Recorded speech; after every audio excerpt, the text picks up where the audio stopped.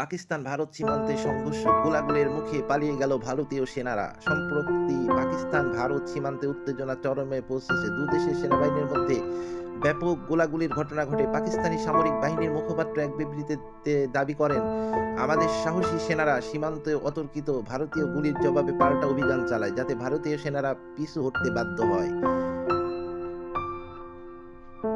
পাক সেনাবাহিনী জানায়, তাদের ঠিক লক্ষ্যভেদ ওই কৌশলগত অবস্থান ভারতীয় সেনাদের মধ্যে আতঙ্ক সৃষ্টি করে। এতে সীমান্তের একাধিক চৌকিতে ভারতীয় সেনারা দ্রুত পিছু হটে নিরাপদ আশ্রয়ে সরে যায়। তবে ভারতীয় কর্তৃপক্ষ এই দাবি অস্বীকার করে জানিয়েছেন যে তাদের সেনারা কেবল কৌশলগত কারণে অবস্থান পরিবর্তন করেছে। যদিও পাকিস্তানের পক্ষ থেকে একটি ভিডিও প্রকাশ